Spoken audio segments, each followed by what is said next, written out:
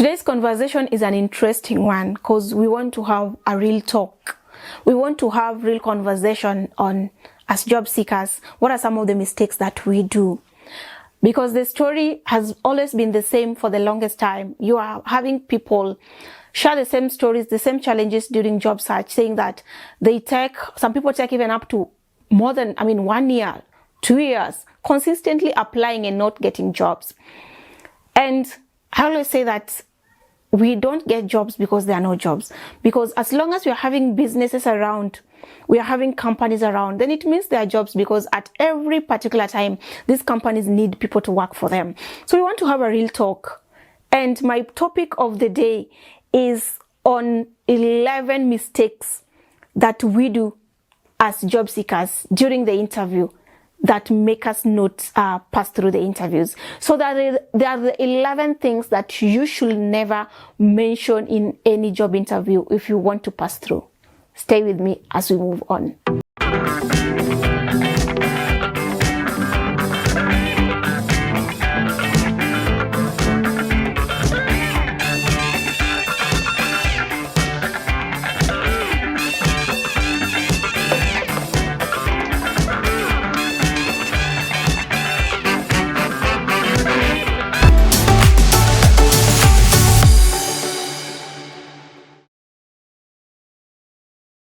If you're here for the first time, this is Careers with Nelly, a channel where I bring for you conversations about job search strategy, career development topics, and we talk about workplace topics that change perceptions and change the way we do things, because we want to create workplaces where people don't just survive, but people thrive.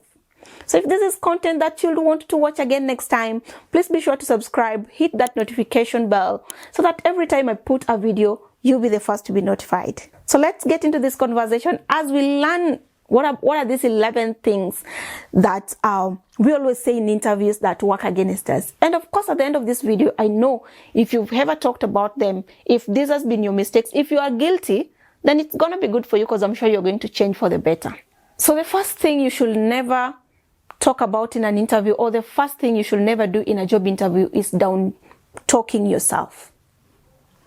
What does it mean to down-talk yourself? To talk less of who you are. And these are some of the statements that I see people make, or sometimes it is very easy to make. You know, for instance, you're a developer and you're asked to tell us about yourself, and you're like, I am just a developer. For me, honestly, the moment you use the word just to describe yourself, you've lost it. You know, you're downplaying your value, you're downplaying your ability. The workplace or jobs are not looking for people who are just. Employers are looking for people who are complete, who can do the job well. They're not looking for the perfect people, but they're looking for people who have the right attitude and the right spirit, teachable and able to build skills and capacity to do the job. So if you get there and start the conversation with that, I'm just a recruiter, I'm just a developer, I'm just a software engineer. So if you're the one who has demonstrated that you don't believe in yourself, then who else can believe in you? So guys, you have to show people that you believe in yourself. Life is a game of perceptions. Interviews are like any other conversations. They are games of perceptions. You want to create the perception for everyone that you can do the job? Yes, because you're a product who is selling yourself. I always say that as a job seeker, or as a professional, we are products, we are services, we are outside there trying to convince employers that we can do the job. Like the way you're trying to convince an investor to invest in your project is the same way you want to convince an employer that you're the best person. So please, never down-talk yourself. Never use words that make you become less. Never use words that make people doubt your ability at any point when you're interviewing. The next thing you should never do in an interview is starting with a salary conversation at the start. I know you people will stone me, because anyway, why are we looking for jobs? We are looking for jobs because we want money. And salary is one of the biggest determinant of a job, or even of you making a decision to look for a job. I don't want to downplay it, but don't start with the salary conversation at the start. Let's be honest. I always say that, for example, for me, if a recruiter reaches out to me that they want to hire me, I would want them to have that conversation with me about the salary, but I will not be the first person to ask about the salary. So what happens if you begin with this conversation, like you get into an interview room and you ask them, now what's the salary for this job? Or a recruiter reaches out to you and you're like, before even we go for, what is the salary of this job? It's good to know the salary because you don't want to waste your time, but it's good to downplay bringing this point at the start, because one thing, it shows that you're extrinsic, you're motivated by extrinsic factors like salary. So salary does not have an entire control of your career. It is an aspect of it. So if you show an employer that you're there for the money, then, because it is a relationship, employer-employee relationship. You know, when I come to work for you, we are building a relationship where I help you by bringing the value to your company. And of course, you help me to give me a place to practice my skills and also pay me at the end of the service. So salary is important, but when you make the employer see that it is why you're here, they begin to question, does this guy want to work? Does this person want to work? Or are they here just for the salary? So while it is good to know about what the job pays, but it is good to have this at an advanced stage of the conversation instead of coming with it at the start. So if you've ever asked about the salary at the onset of a conversation and a potential employer didn't get back, honestly, it could be the reason they never got back. Because they saw like, okay, this person is not coming to work. This person is motivated by the salary alone. There are so many things that should motivate you for a job. The salary should just be one of them. Please don't make the salary appear that it is the greatest motivator. It will lock doors for you. The next thing is not owning your past mistakes, especially when you get into an interview, then you begin to blame everyone in your previous job. You know, my manager, this, my colleagues, this, my company, this, not owning your previous mistakes. At the end of it all, I know we want to position ourselves as the best, but we are human and we've all made mistakes at a particular time. So how bold are you to acknowledge that, you know what, I have done a mistake? Not owning your past mistakes and blaming everyone or your past companies for them make you to come out as a person who is not truthful with their ability. You know, because someone will wonder like, you know, you're not owning and you're not taking, you're not owning that you did a mistake. Make someone questions your honesty, and make someone questions even your ability to lead a team, especially for people who are going into leadership roles. It's really important that you own your past mistakes and in the interview, demonstrate how you are able to learn from those mistakes. So don't be the person who wants to blame everyone. Don't be the person who wants to blame the economy for doing this and this. Don't be the person who wants to blame your company structure. Don't be the person who wants to blame your manager or your previous boss for your failures in the past. Another one is demonstrating negative energy. Let me ask you a question, guys. How many of you like staying around people who are negative? I don't like. At least I'll speak for myself. So imagine you're in a conversation where you're trying to convince, for instance, if I want to sell for you this watch today, and I tell you that this is a very good watch, you know, it is, I'll even say it's pure silver, and you know, this one does not chip off and all that. Hey, those are good vibes about the watch. Then I get to a point, I tell you that, but the bad thing about this watch is that sometimes it just resets itself. You know, sometimes it can be 1 p.m. and it will be telling you that it is 9 p.m. So, but what you need to do is like, you need to just reset it, then it will just be okay.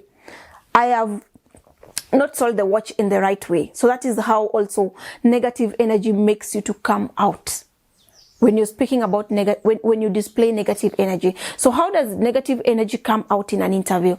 It is through your own words. It is through how it is through how you respond to questions. You know, like how you talk about your past work, how you talk about your past experience, how you talk about your current circumstance.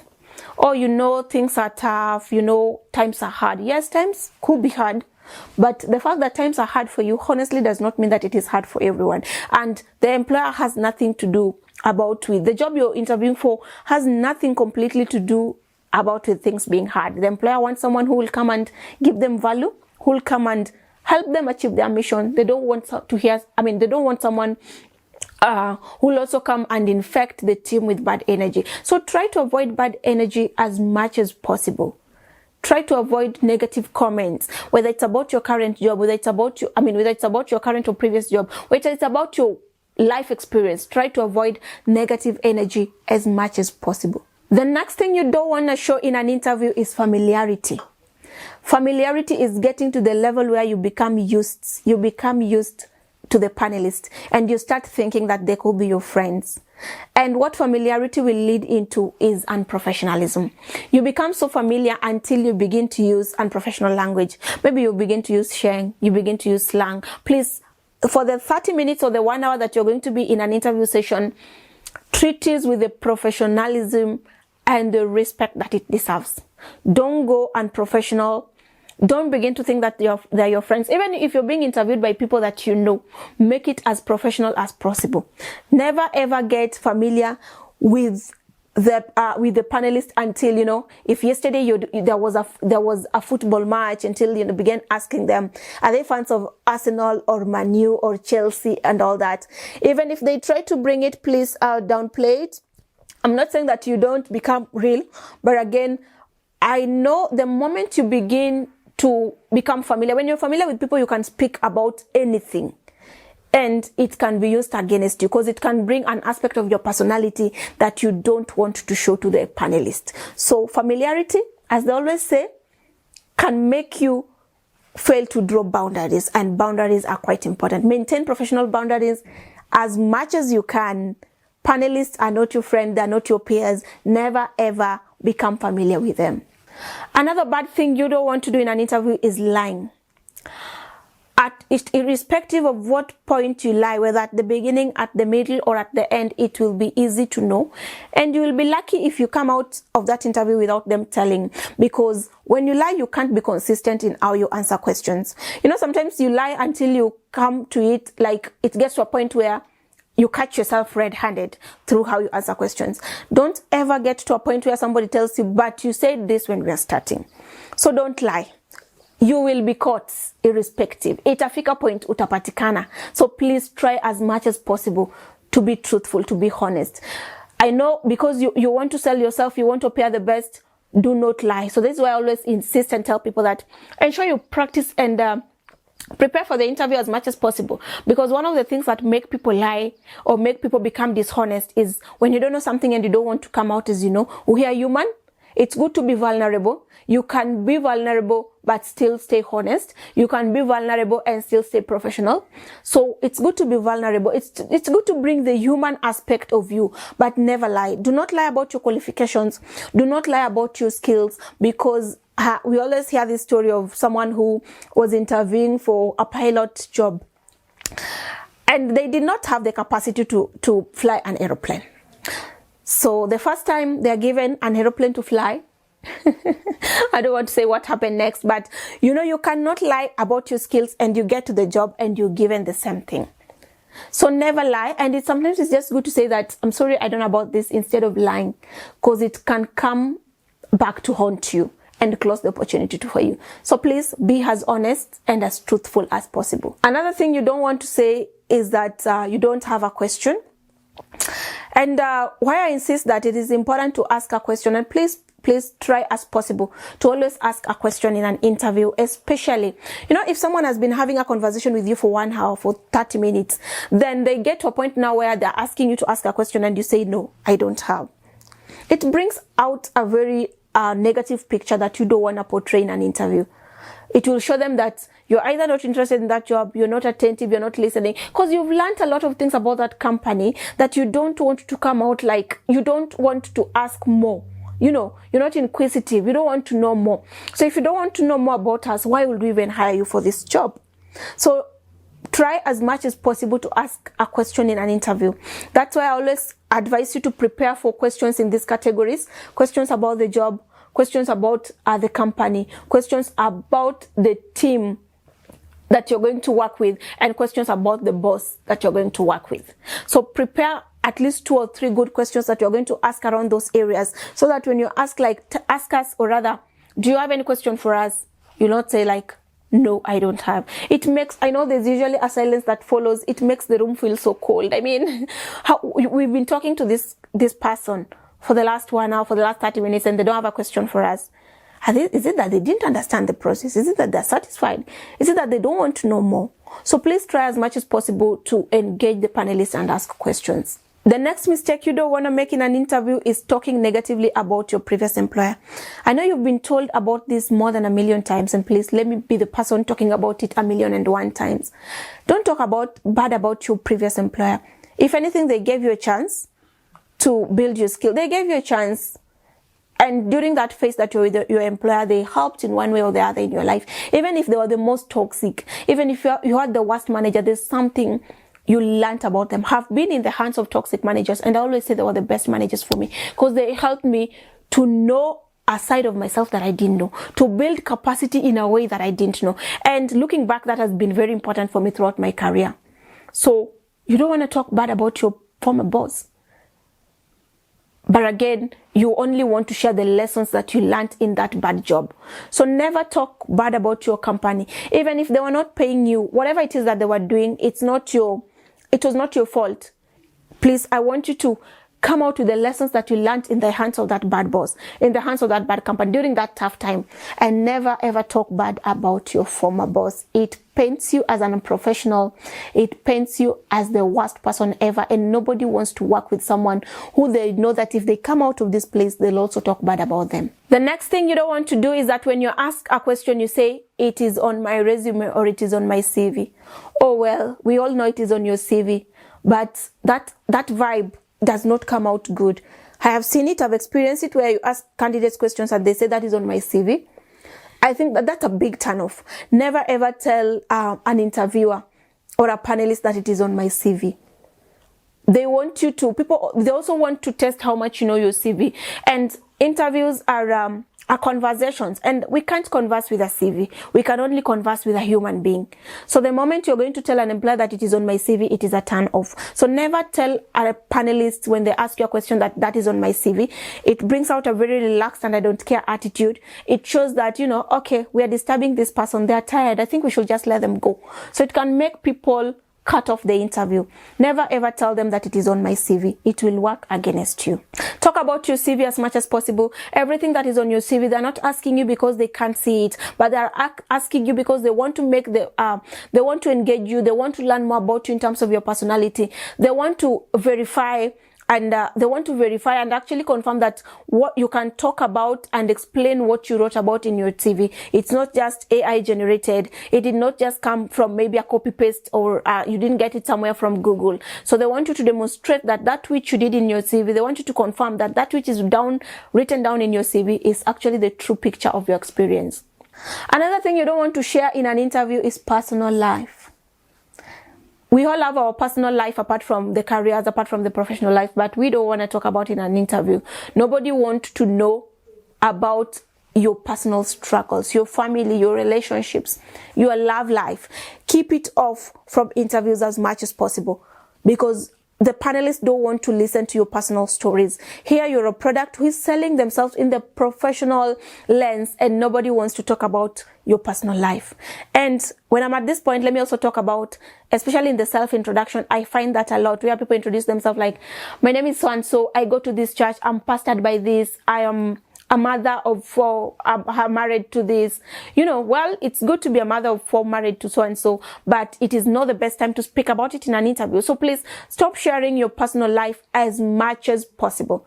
Don't share your personal life in an interview, because it is not what the employer wants to know at that time. And the final thing you should never ask in an interview is asking the panelist, so what does your company do? That shows it's absurd. I mean, you are invited for that interview. You've never taken your time to research about the company. I have seen that come often. Please do not ask the panelist what their company do. Keep off asking such questions. Do not ask the panelist what their company do. When was this company started?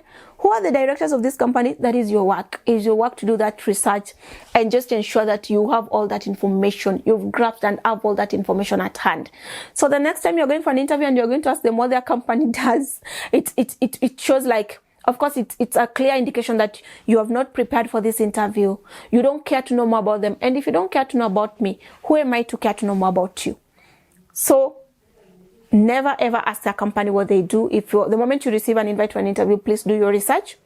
Get to know who are the who are the leaders of that company, what's the product or the service that they offer, when were they started, what is the what is the current news about that company. And nowadays, we're in the era of social media.